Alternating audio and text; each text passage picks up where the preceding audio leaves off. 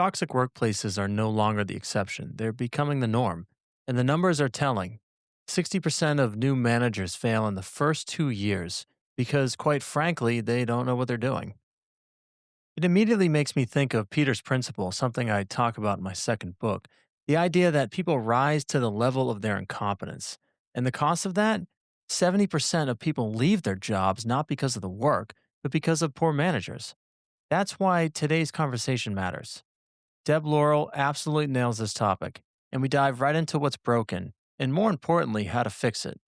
Today, people have choices. If you're happy with what you're doing, great, keep doing it. But if your work environment is draining you, Deb reminds us that it's time to readjust and find a place where you're actually welcomed and valued. We talk about why empathy and generosity have to exist at the top, why leaders should know their employees by name, and yes, a few fun facts too, because small talk is what reminds us that we're human. This conversation starts with being comfortable in your own skin, learning not to get defensive, and remembering to put the oxygen mask on yourself first. Let's roll right in. All right, welcome to the Work Sucks, But I Like It podcast. Today we've got Deb Laurel. She's the founder and CEO of Laurel and Associates. She's a workplace learning and performance improvement consultant for 40 years. Her work has taken her to Kenya, Nigeria, Zambia, Equatorial Guinea, Jordan, Croatia, and the United Arab Emirates. She indicates that 84% of U.S. workers say that poorly trained managers create a lot of unnecessary work and stress. Deb, welcome to the show. Thank you very much, Tony. No, awesome, Deb. So let's jump right off here. And how do you define work today? How do you define it? Well, if you're employed by someone, it's a 9 to 5 or it's a prescribed bunch of duties that you have to perform. And you have to perform them up to a certain level of quality or standards. And if you do, maybe you're recognized. And if you don't, maybe something negative happens. But for a lot of people who are in the work world, they're in limbo. They really don't get feedback one way or the other. So does that make their work suck? I guess build on that definition for us. Do you like that definition? Do you think we need to change it? Well, let me put it this way. I don't work for anyone. I have had my own business since 1986, before you were born, probably. Yes. And so that was my response to leaving a toxic work environment. Now, that's not to say that all all workplaces are toxic, but there are a lot of things going on in the world, and there are, a good 60% of new managers fail in the first 2 years, and they fail, I think, not because they woke up planning to be evil or poor. They just don't have a clue what to do. They were high individual contributors, and now suddenly they're in a whole new space where they've got to manage people, and they don't know how to do that. They don't know how to delegate. And so for that reason, there are, a 70% of people who voluntarily leave because of a bad manager. So is that the main reason? I guess you said 70%, like I guess attributing to a poor manager for why work sucks. Say I'm the employee that has a crappy manager, boss. What do you recommend to, for the work that I'm doing? Do I change my perspective? Do I leave? Like talk about that limbo state people are in right now. Well, people have choices. Some of them are not very positive choices. One choice is to talk to the manager and say, "This is what I need. What do you need from me?" And get some clarity and priorities laid out. If you're uncomfortable speaking to the manager and you're happy doing what you're doing, then you just keep your head down and you keep doing what you're doing, and that makes you happy.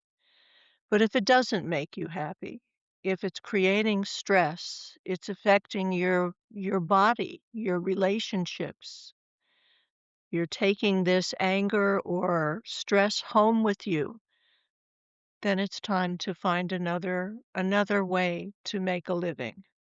And whether that's to find another more welcoming place to work or to create your own work, it's up to the person's personality.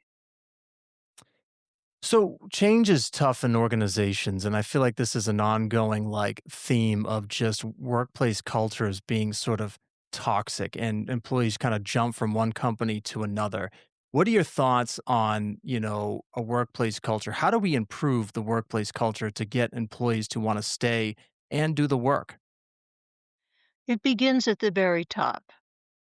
They have to model empathy and generosity and a true respect for the people who really keep the business alive. If they do that, I mean, I've seen wonderful managers who know everybody by name, know about their families, not being intrusive, but, know when birthdays are and have heard are flexible about people needing to take time off for family emergencies or whatever it might be, uh, are clear about what their expectations are and don't say, "Well, I'll know it when I see it," which leaves people very uncomfortable. So there are places where people wanna go to work. They feel rewarded, they feel recognized, they're valued. They know that what they're doing is important, and all of that comes from the top. So one of the things you said that I really like, it's that small talk, right? Some call it that with getting to know the employee. But sometimes that's viewed as not being efficient, right? We're trading time for money. So anytime we're not doing the work is perceived as not effective. Why is the small talk so critical to allow employees to show up and do their best work? Well, that small talk is really what defines us as human beings. We're social beings. We're not digits. We're not widgets. We're people. And I'm very task oriented, and I'm not going to stop at a water cooler and do a lot of chat. That's not my personality. But to have a manager come and say, "How are you doing? Is there anything you need? I really liked how you did XYZ," means an enormous amount. So one of the things we like to say on the show, Deb, is that, success is not a matter of good luck, but good skills. What's the skill that you think leaders need to, managers of people need to develop today to be better at this small talk, create these relationships with people? Empathetic communication. They need all of the emotional, intelligence aspects, but that's the key. Can you walk us through sort of an example of that? Do you have anything that comes to mind? Well, it begins with being happy in your own skin. If you're not happy in your own skin, it's easy to get defensive, it's easy to get aggressive. So, coming to terms with who you are and where you are in the universe is the first thing. And then actively listening to people. So when you say actively listening, what do you mean by that phrase? I've heard that come up a few times. What do you mean by actively listening so the audience is clear on that? Well, there are people who say, "I hear you," and you know darn well they don't hear you.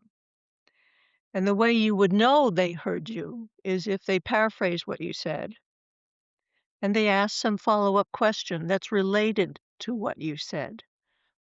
And that would be actively listening. No, I love that. So to be able to get to that, you implied that we have to be comfortable in our own skins. Why is getting to know ourselves like hard and scary? Why does that work suck sometimes? Well, it means being first of all, being conscious of what our value systems are Mm. and where they came from, and are we willing to change that if it isn't serving us? I mean, there are things that we learned as children, things that we hear about in society that we take in as if they're truth because children take things, li I can't think of the word, literally.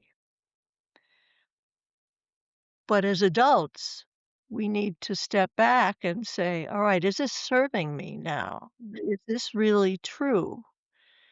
And that's a scary thing to do. Well, I learned that from my mother.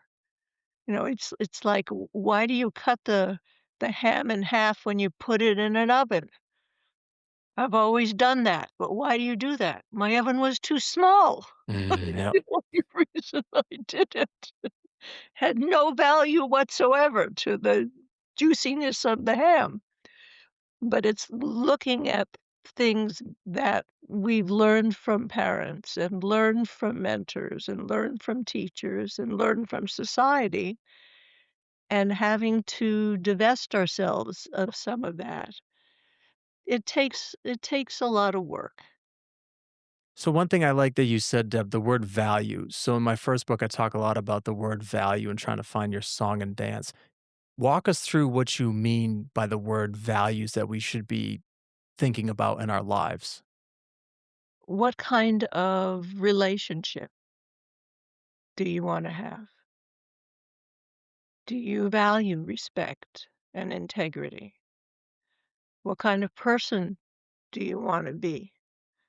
Do you wanna be caring and generous, or you wanna be some alternative to that? Those are the kinds of values that I'm talking about.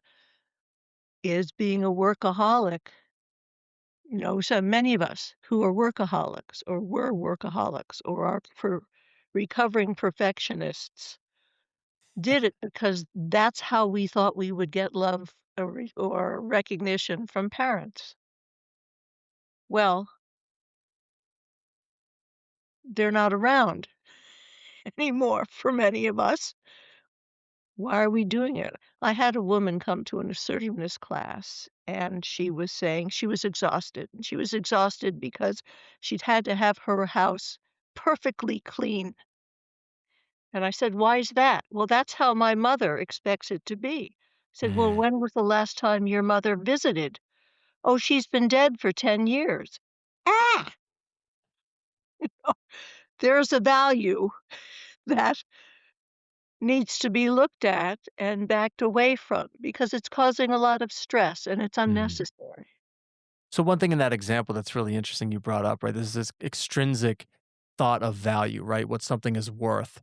How do you contrast, how do you navigate a job, right? What, the values you're talking about, sort of the standards for which we're to live our life, it sounds like, versus the value with the meaning of what something is worth, like your paycheck. Like, how do you balance those two definitions of the word with work that you do or that people do?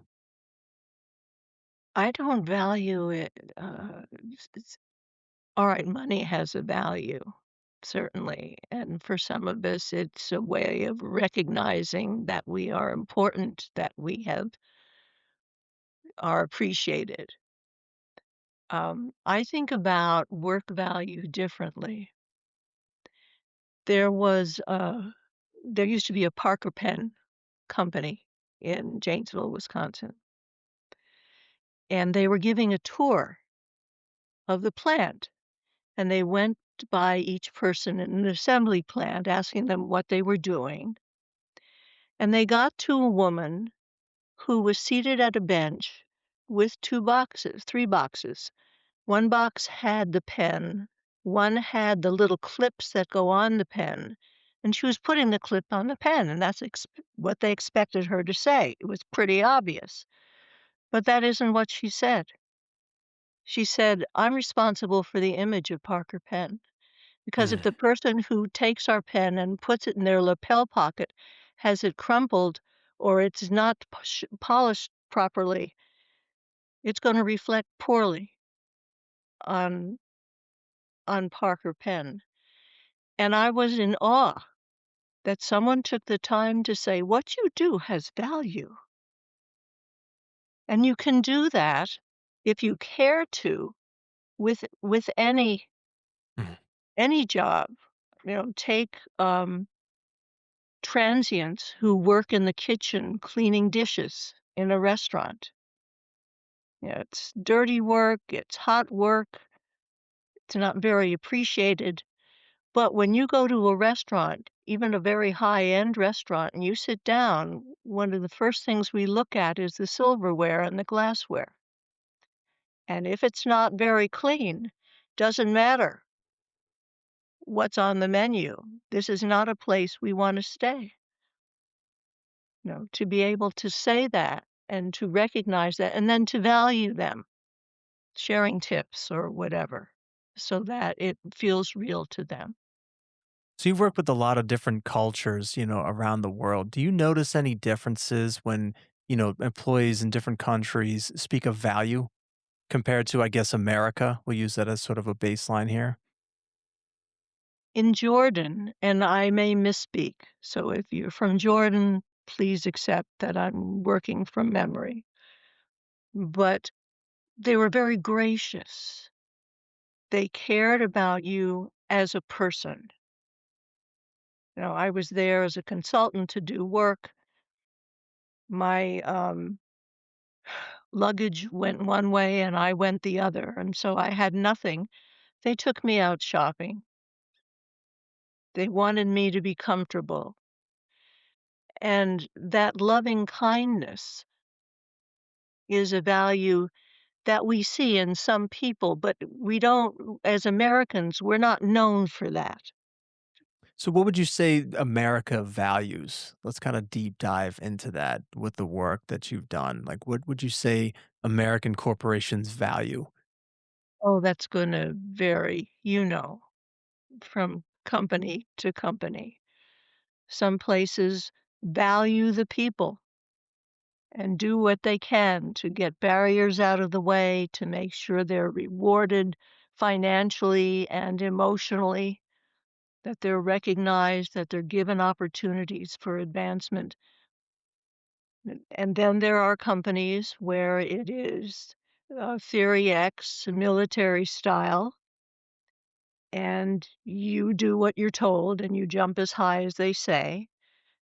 And it's a very for me, would be a very unpleasant place to work. Maybe there are folks who appreciate that kind of structure and order. I don't know. Mhm. No, I like that. Do you see any sort of like other demographic differences, with the workplace today? I guess I'm just thinking younger generations and things like that. What are your thoughts? I guess let's go there. What are your thoughts with younger generations and their values coming into the workforce today, if you do have experience? I'll tell you a story. It isn't about the most recent, but it's about a boomer dealing with a millennial. Love it. And a supervisor in a training program came up to me at break and said she was having problem with this employee who was younger. She had told the employee, "I'd like you to do this when you get a chance." Now, a boomer hears "when you get a chance" and knows that means, "Do it now." The millennial heard it as, literally, "When I get a chance," and I didn't get a chance. And a whole grievance and appeal came out of that misunderstanding. It seems as if every well, that's a specific boomer issue, but it seems as if every new generation coming in, we think is lazy, doesn't care, you know? But I do think that what we've done is we've moved away from that military theory X. You work your whole life for one company and you do what you're told, and there's merit to rank and seniority. And as the younger generations have come in, they've seen that's ridiculous. Just because 'cause you're a manager doesn't mean you know anything more than I do. And I want a work-life balance. I've seen what it does to my family. And that started with the latchkey kids, seeing the boomers working 2 jobs to help them go to college and then becoming very upset when they didn't go to college. They decided they could do something else. I think that, I haven't seen this I don't remember the statistics, but some of the millionaires and billionaires are some of the youngest people Mm. who have started their own businesses. So I want to explore work life balance, right? That's such a, people have different views on it. What is your view, Deb, on work life balance? Is it the right equation we should be thinking about? What are your thoughts on that? Well, I think that that's an old value, that before work was work and home was home and never the twain should meet. But these days we say we want balance. It means that doesn't mean that it's 50% work and 50% home. But what it means to me is that there is flexibility in work hours. There's an understanding that people need time off to rejuvenate, to grieve, to have a new baby, whatever it is. And a work-life balance means you've got those options, you have those choices. There's no balance when you have no choices. I love that. So let's just run through a scenario just for fun here, right? So let's picture an employee in the manufacturing setting, right? That parts need to get produced, whatever, 100 parts an hour. So if we talk about work life balance, this particular employee is needed to run the line. How does an employee find work life balance, I guess, in a manufacturing setting when they're needed from their full shift from 9 to 5? Like, how can we do that? Is it truly work? What are your thoughts? Well, it's truly work. My question becomes, why is one person indispensable? Why hasn't cross-training occurred? No, it makes no sense that only one person can run a machine. And and quite honestly, if it's a manufacturing firm, and they can get mad at me if they like, but they probably have different shifts, so people can switch shifts if needed. So, I think when you believe that you are indispensable is when your work-life balance doesn't exist, and when you're going to be prone to huge stressors and anxieties and ultimately physical debilitation. I'm thinking about managers, for example, who don't know how to delegate, who have to have their finger in every pie. Well, that micromanagement isn't pleasant for anyone, but that's going to wear that person right out. And that's another reason why they don't last very long. And why I've heard more and more people say, I had an option to become a manager, but I chose not to because I didn't want the stress. So, in the work that you've done, Deb, with people over the years, what has sucked about it? And then what have you done to make it not suck? What do I do to make it not suck? Well, my values when I first started my own business was that people hired me because my return was immediate. If they Mhm. asked for something, it came immediately, which meant I didn't sleep at all. And it took a while before it became aware that that wasn't why they hired me. They hired me because they liked the training that I did. They saw Mm. that there was value to it and that behavior changed because of it. So that's one thing that I do. I try to stay aware of how long I'm sitting at my desk Mhm. designing something. I look at requests for proposals and look at them realistically. Is this something I can do? Is this something I wanna do? before I throw myself into it just because it's there and I could possibly do it. So sorry, is the part that sucks with your work, is it like a matter of choice then? That it's tough to decide things? Just trying to kind of zero in on what sucks about your work. What sucks about my work right now is all the administrative, marketing, sales things that I'm no good at. And the way that I take care of that, well, I got an accountant early.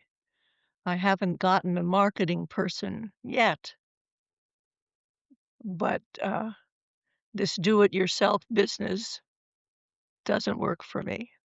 So Garrett Wood on a previous episode, he talked similar to you, when I asked this question, he's like, what sucks is the marketing. And I loved how he described it. He said it's like you're trying to get the signal to noise ratio correct. Right? There's a lot of noise out there and you're trying to amplify your signal. So I hear you. You're not the only one. That's perfect. That's No, really that's perfect. awesome. Great. Well, Deb, it's been great chatting with you. If the listeners want to reach out, for your work that you do for help with being a better manager, leader, what's a good place for them to land? LinkedIn, Deborah Spring Laurel, or to go to the website, laurelandassociates.com, all spelled out. Awesome. Well, thank you so much, Deb, for being on the show. Appreciate your time today. Thank you. It's been wonderful. This episode is a powerful reminder that leadership isn't about control, it's about connection. Active listening isn't just hearing words, it's being able to reflect back what someone actually said so they feel seen and understood. That's when trust starts to form. Success is not good luck, it's good skills. The skill to take with you today is to continually sharpen your active listening. Another way to exercise this is intentional listening with flexibility. Work life balance isn't about rigid boundaries, it's about adaptability. When people feel indispensable, balance really disappears. Leadership today needs to create the space, not this idea of dependency or what car you drive. If you're managing others, start small, learn their names, ask real questions, listen without preparing your defense, and take care of yourself first. Because burned out leaders create burned out teams. Even if you aren't a manager, though, talk to your peers as other human beings, not employee numbers. Thanks for listening to Work Sucks, but I like it. Until next time, remember, healthy workplaces are built one human conversation at a time.